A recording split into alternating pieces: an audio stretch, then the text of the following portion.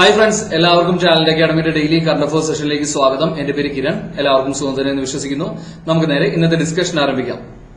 നമ്മൾ ആദ്യം ഡിസ്കസ് ചെയ്യുന്നത് ഒരു കമ്മീഷനാണ്. നമ്മുടെ സംസ്ഥാന സർക്കാർ നിയോഗിച്ച ഒരു കമ്മീഷൻ 2020 നവംബറിൽ ക്രിസ്ത്യൻ ന്യൂനപക്ഷ വിഭാഗങ്ങളുടെ പിന്നോക്കാവസ്ഥയും അതുപോലെ തന്നെ അവർ നേരിടുന്ന പ്രശ്നങ്ങളും പഠിക്കുന്നതിനായിട്ട് കേരള സർക്കാർ നിയോഗിച്ച കമ്മീഷന്റെ അധ്യക്ഷനാണ് ജസ്റ്റിസ് JB കോശി. അപ്പോൾ ഓർമ്മിച്ചു വെച്ചിരിക്കുക, ജസ്റ്റിസ് JB കോശിയാണ് ക്രിസ്ത്യൻ ന്യൂനപക്ഷ വിഭാഗങ്ങളുടെ പിന്നോക്കാവസ്ഥയും അതുപോലെ തന്നെ അവർ നേരിടുന്ന പ്രശ്നങ്ങളും പഠിക്കുന്നതിനായിട്ട് കേരള സർക്കാർ നിയോഗിച്ച കമ്മീഷന്റെ അധ്യക്ഷൻ.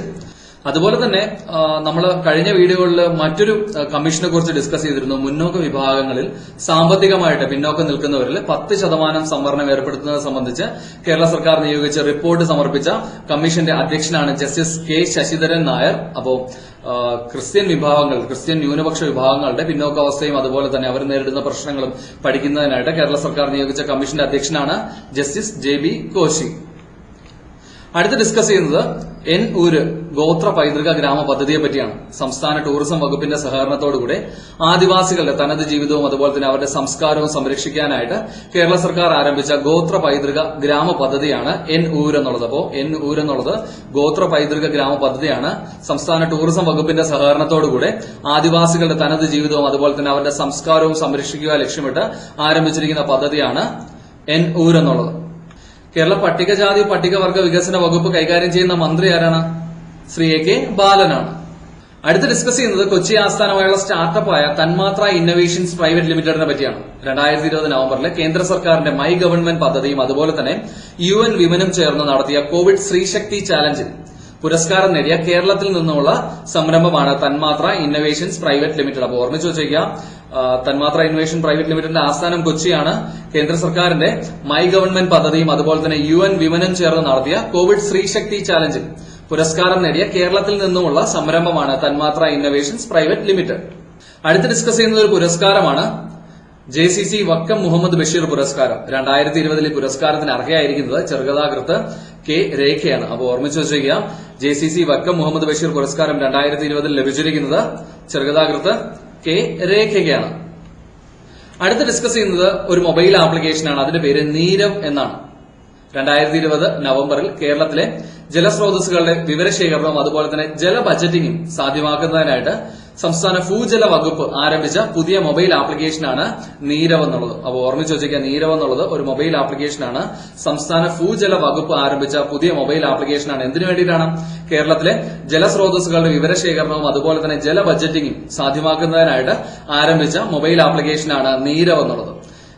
സംസ്ഥാന ജലവകുപ്പ് കൈകാര്യം ചെയ്യുന്ന മന്ത്രി ആരാണ്? ശ്രീ K കൃഷ്ണൻകുട്ടിയാണ്. അടുത്ത് ഡിസ്കസ് ചെയ്യുന്നത് ചെങ്ങന്നൂർ നഗരസഭയെ പറ്റിയാണ്. ആലപ്പുഴ ജില്ലയിലെ ചെങ്ങന്നൂർ നഗരസഭയെ പറ്റി 2020 നവംബറിൽ സ്ത്രീകളുടെ സുരക്ഷയ്ക്കായിട്ട് അവർക്ക് സുരക്ഷിതമായ താമസ സൗകര്യം ഒരുക്കുന്നതിന്റെ ഭാഗമായിട്ട് Kudumbashree she lodge cum ladies hostel നിലവിൽ വന്നത് ആലപ്പുഴ ജില്ലയിലെ ചെങ്ങന്നൂർ നഗരസഭയിലാണ്. അപ്പോൾ ഓർമ്മിച്ചു വെച്ചിരിക്കുക, സ്ത്രീകൾക്ക് സുരക്ഷിതമായി താമസ സൗകര്യം ഒരുക്കുന്നതിന്റെ ഭാഗമായിട്ട് Kudumbashree she lodge cum ladies hostel നിലവിൽ വന്നിരിക്കുന്നത് എവിടെയാണ്? ചെങ്ങന്നൂരിലാണ്. അടുത്ത് ഡിസ്കസ് ചെയ്യുന്നത് നമ്മുടെ സംസ്ഥാനത്തെ പറ്റിയാണ്. ഇന്ത്യയിൽ ആദ്യമായിട്ട് നെൽവയൽ ഉടമകൾക്ക് ഹെക്ടറിന് പ്രതിവർഷം 2000 രൂപ നിരക്കിൽ റോയൽറ്റി വിതരണം ആരംഭിക്കുന്ന സംസ്ഥാനം കേരളമാണ്. അപ്പോൾ ഓർമ്മിച്ചു വെച്ചേക്കാം, ഇന്ത്യയിൽ ആദ്യമായിട്ട് നെൽവയൽ ഉടമകൾക്ക് ഹെക്ടറിന് പ്രതിവർഷം 2000 രൂപ റോയൽറ്റി വിതരണം ആരംഭിക്കുന്ന സംസ്ഥാനം ഏതാണ്? കേരളമാണ്. അടുത്ത് ഡിസ്കസ് ചെയ്യുന്നത് ഒരു പദ്ധതിയാണ്. സമഗ്ര ശിക്ഷ കേരളം നടപ്പിലാക്കുന്ന ഒരു പദ്ധതിയാണ്. അതിന്റെ പേര് നാട്ടരങ്ങ് എന്നതാണ്. പാർശ്വവൽകൃത സമൂഹങ്ങളിൽ നിന്നുമുള്ള വിദ്യാർത്ഥികളുടെ കലാകായിക മേഖലയിലെ വളർച്ചയും അതുപോലെ തന്നെ പുരോഗതിയും ലക്ഷ്യമാക്കി സമഗ്ര ശിക്ഷ കേരളം നടപ്പിലാക്കുന്ന പദ്ധതിയാണ് നാട്ടരങ്ങ് എന്നുള്ളത്. ഓർമ്മിച്ചു വെച്ചിരിക്കുക, പാർശ്വവൽകൃത സമൂഹങ്ങളിൽ നിന്നുമുള്ള വിദ്യാർത്ഥികളുടെ കലാകായിക മേഖലയിലെ കഴിവുകൾ വികസിപ്പിക്കുന്നതിനായിട്ട് അവർക്ക് വേണ്ട സപ്പോർട്ട് നൽകുന്നതിനായിട്ട് സമഗ്ര ശിക്ഷ കേരളം നടപ്പിലാക്കുന്ന പദ്ധതിയാണ് നാട്ടരങ്ങ് എന്നുള്ളത്. അടുത്ത് ഡിസ്കസ് ചെയ്യുന്നത് ഒഡീഷ സംസ്ഥാനത്തെ പറ്റിയാണ്. 2020 നവംബറിൽ കടലാസ് രഹിത ഈ അസംബ്ലി ആക്കാൻ തീരുമാനിച്ച സംസ്ഥാനം ഒഡീഷയാണ്. അപ്പോൾ സംസ്ഥാന അസംബ്ലിയെ കടലാസ് രഹിത ഈ അസംബ്ലി ആക്കാൻ തീരുമാനിച്ച സംസ്ഥാനം ഒഡീഷയാണ്. ആദ്യമായിട്ട് നമ്മുടെ രാജ്യത്ത് സംസ്ഥാന ഈ അസംബ്ലി നിലവിൽ വന്നത് ഹിമാചൽ പ്രദേശിലാണ്. അതിന്റെ പേര് ഈ വിധാൻ എന്നാണ്. അപ്പോൾ ആദ്യ സംസ്ഥാന ഈ അസംബ്ലി നിലവിൽ വന്നത് ഹിമാചൽ പ്രദേശിലാണ്. 2020 നവംബറിൽ സംസ്ഥാന അസംബ്ലിയെ കടലാസ് രഹിത ഈ അസംബ്ലിയാക്കാൻ തീരുമാനിച്ച സംസ്ഥാനം ഏതാണ്? ഒഡീഷയാണ്. ഒഡീഷയുടെ ക്യാപിറ്റൽ ഭുവനേശ്വർ ആണ്. ഒഡീഷയുടെ മുഖ്യമന്ത്രി ശ്രീ നവീൻ പട്നായിക്കാണ്. ഗവർണർ ശ്രീ ഗണേഷി ലാലാണ്. അടുത്ത് ഡിസ്കസ് ചെയ്യുന്നത് ഇന്ത്യൻ ആർമി ചീഫായ മേജർ മനോജ് മുകുന്ദ് നരവനെ പറ്റിയാണ്. ഇന്ത്യൻ കരസേന മേധാവി മേജർ മനോജ് മുകുന്ദ് നരവനെ 2020 നവംബറിൽ general of Nepal army honorary ബഹുമതിക്ക് അർഹനായത് മേജർ മനോജ് മുകുന്ദ് നരവനെയാണ്. അപ്പോൾ ഓർമ്മിച്ചു വെച്ചേക്കുക, 2020 നവംബറിൽ general of Nepal army honorary ബഹുമതിക്ക് അർഹനായത് ഇന്ത്യൻ കരസേന മേധാവിയാണ്. അടുത്ത് ഡിസ്കസ് ചെയ്യുന്നത് റിസർവ് ബാങ്കിന്റെ ഗവർണറായ ശ്രീ ശക്തികാന്ത് ദാസിനെ പറ്റിയാണ്. റിസർവ് ബാങ്കിന്റെ എത്രാമത്തെ ഗവർണറാണ് ശ്രീ ശക്തികാന്ത് ദാസ്? ഉത്തരം നിങ്ങൾ കമന്റ് ചെയ്യുക. 2020 നവംബറിൽ സാർക്ക് ഫിനാൻസ് ഗവർണേഴ്സ് ഗ്രൂപ്പ്, സാർക്ക് രാജ്യങ്ങളുടെ ഫിനാൻസ് ഗവർണേഴ്സ് ഗ്രൂപ്പിന് അധ്യക്ഷത വഹിച്ചത് ശ്രീ ശക്തികാന്ത് ദാസാണ്. അപ്പോൾ ഓർമ്മിച്ച് വെച്ചേക്കുക, SAARC south Asian association for regional കോർപ്പറേഷന്റെ ഫിനാൻസ് ഗവർണേഴ്സ് ഗ്രൂപ്പിന് അധ്യക്ഷത വഹിച്ചത് നമ്മുടെ റിസർവ് ബാങ്ക് ഗവർണറായ ശ്രീ ശക്തികാന്ത് ദാസാണ്. അടുത്ത് ഡിസ്കസ് ചെയ്യുന്നത് ഒരു പ്രധാനപ്പെട്ട അപ്പോയിന്റ്മെന്റ് ആണ്. 2020 നടന്ന അമേരിക്കൻ പൊതു തെരഞ്ഞെടുപ്പിൽ സ്റ്റേറ്റ് സെനറ്ററായിട്ട് തെരഞ്ഞെടുക്കപ്പെട്ട ആദ്യ ട്രാൻസ്ജെൻഡർ ആണ് സാറ മെക്ബ്രൈഡ്. അപ്പോൾ ഓർമ്മിച്ചു വെച്ചിരിക്കുക, 2020 നടന്ന അമേരിക്കൻ പൊതു തെരഞ്ഞെടുപ്പിൽ സ്റ്റേറ്റ് സെനറ്ററായിട്ട് തെരഞ്ഞെടുക്കപ്പെട്ട ആദ്യ ട്രാൻസ്ജെൻഡർ ഭിന്നലിംഗക്കാരനാണ് സാറ മെക്ബ്രൈഡ്. അടുത്ത് ഡിസ്കസ് ചെയ്യുന്നത് ആഫ്രിക്കൻ രാജ്യമായ ഐവറി കോസ്റ്റിനെ പറ്റിയാണ്. ഐവറി കോസ്റ്റിന്റെ തലസ്ഥാനം യമോസോക്രോ ആണ്. 2020 നവംബറിൽ ഐവറി കോസ്റ്റിന്റെ പ്രസിഡന്റായിട്ട് വീണ്ടും നിയമിതനായത് അലസൈൻ ഒട്ടാരയാണ്. അപ്പോൾ ഓർമ്മിച്ചു വെച്ചേക്കുക, 2020 നവംബറിൽ ഐവറി കോസ്റ്റിന്റെ ആഫ്രിക്കൻ രാജ്യമായ ഐവറി കോസ്റ്റിന്റെ പ്രസിഡന്റായിട്ട് വീണ്ടും നിയമിതനായത് ആരാണ്? അലസൈൻ ഒട്ടാരയാണ്. ഐവറി കോസ്റ്റിന്റെ പ്രധാനമന്ത്രി ഹമീദ് ബൊക്കായാക്കോയാണ്. അടുത്ത് ഡിസ്കസ് ചെയ്യുന്നത് ഇന്ത്യൻ കോസ്റ്റ് ഗാർഡ് ICG 2020 നവംബറിൽ കമ്മീഷൻ ചെയ്ത നിരീക്ഷണ കപ്പലാണ് C-452. അപ്പോൾ ഓർമ്മിച്ച് വെച്ചിരുന്നാൽ മതി, ഇന്ത്യൻ കോസ്റ്റ് ഗാർഡിന്റെ റീസെന്റ് ആയിട്ട് കമ്മീഷൻ ചെയ്ത നിരീക്ഷണ കപ്പലാണ് C-452. ഇന്ത്യൻ കോസ്റ്റ് ഗാർഡിന്റെ ഡയറക്ടർ ജനറൽ ആരാണ്? കൃഷ്ണസ്വാമി നടരാജനാണ്. അടുത്ത് ഡിസ്കസ് ചെയ്യുന്നത് ഗംഗാ ഉത്സവ് 2020 പറ്റിയാണ്. നമ്മുടെ ദേശീയ നദിയായിട്ട് ഗംഗയെ പ്രഖ്യാപിച്ചതിന്റെ വാർഷികവും അതുപോലെ തന്നെ ഗംഗാ നദി മാലിന്യമുക്തമാക്കുക എന്ന ലക്ഷ്യത്തോടുകൂടി എല്ലാ വർഷവും സംഘടിപ്പിക്കുന്നതാണ് ഗംഗാ ഉത്സവ്.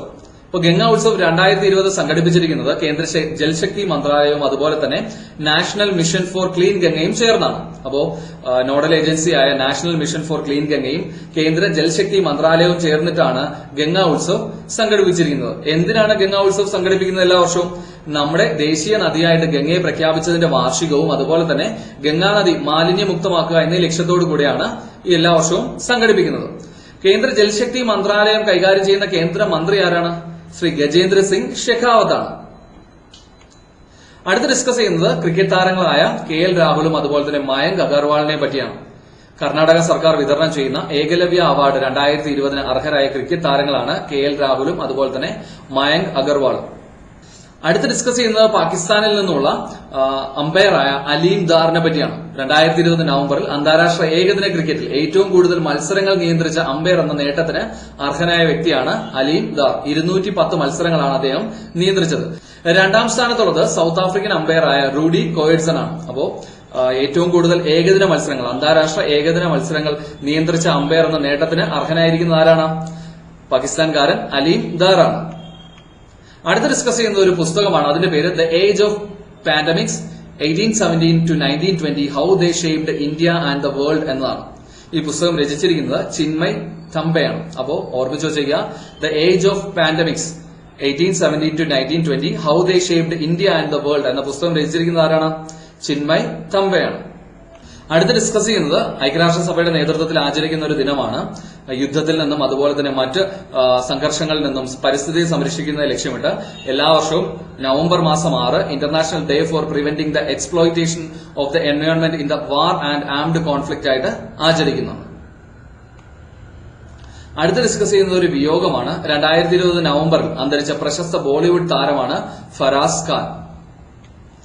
ഇനി ഇന്നത്തെ ക്വസ്റ്റ്യൻ ഓഫ് ദി ഡേ ആണ്. നമ്മൾ കഴിഞ്ഞ ദിവസം ഡിസ്കസ് ചെയ്തതാണ്. കേരളത്തിലെ ആദ്യ സർക്കാർ ആയുർവേദ നേത്രരോഗ സ്പെഷ്യാലിറ്റി ആശുപത്രി നിലവിൽ വന്നത് എവിടെയാണ് എന്നതാണ് ഇന്നത്തെ ക്വസ്റ്റ്യൻ ഓഫ് ദി ഡേ. എവിടെയാണ്, ഏത് ജില്ലയിലാണെന്ന് കൂടെ നിങ്ങൾ മെൻഷൻ ചെയ്യുക. അപ്പൊ നിങ്ങൾക്ക് ഉത്തരം അറിയാമെങ്കിൽ ഈ വീഡിയോയുടെ താഴെ കമന്റ് ചെയ്യാം. ഉത്തരം അറിയില്ലെങ്കിൽ തീർച്ചയായിട്ടും നിങ്ങൾ കഴിഞ്ഞ ദിവസത്തെ വീഡിയോ പോയി കാണുക. ആ പോയിന്റ്സ് ഒക്കെ നോട്ട് ചെയ്ത് വെച്ച് പഠിക്കുക. അതുപോലെ ടാലന്റ് അക്കാഡമിയുടെ ഡെയിലി കറണ്ട് അഫയേഴ്സ് അപ്ഡേറ്റ്സുകൾ നിങ്ങൾക്ക് ഉപകാരപ്പെടുന്നുണ്ടെങ്കിൽ തീർച്ചയായിട്ടും നിങ്ങളുടെ ഫ്രണ്ട്സിന് അത് ഷെയർ ചെയ്യുക. നിങ്ങളുടെ അഭിപ്രായങ്ങളൊക്കെ കമന്റ് ചെയ്യുക. കഴിഞ്ഞ ദിവസം നമ്മൾ ചോദിച്ചിരുന്ന ചോദ്യമാണ് 2020 നവംബറിൽ കേരള സംസ്ഥാന സെക്രട്ടേറിയറ്റിന്റെ സുരക്ഷാ ചുമതല ഏറ്റെടുത്ത കേരള പോലീസ് സേനാ വിഭാഗം ഏതാണെന്നുള്ളത്. അപ്പോ കേരള സംസ്ഥാന സെക്രട്ടേറിയറ്റിന്റെ സുരക്ഷാ ചുമതല 2020 നവംബറിൽ ഏറ്റെടുത്ത കേരള പോലീസ് സേനാ വിഭാഗമാണ് state industrial security force SISF. Kerala പോലീസിന്റെ ചീഫ് ആരാണ്? ശ്രീ ലോക്നാഥ് ബെഹ്റ IPS ആണ്. ഓക്കെ ഫ്രണ്ട്സ്, അപ്പൊ ഇന്നത്തെ വീഡിയോയിൽ നമ്മൾ ഡിസ്കസ് ചെയ്തത് ടാലന്റ് അക്കാഡമിയുടെ ഡെയിലി കറണ്ട് അഫയേഴ്സ് അപ്ഡേറ്റ്സ് ആണ്. ഡെയിലി കറണ്ട് അഫയേഴ്സിന്റെ മറ്റൊരു വീഡിയോ ആയിട്ട് നമുക്ക് അടുത്ത ദിവസം കാണാം. അതുവരെയും bye bye and thank U.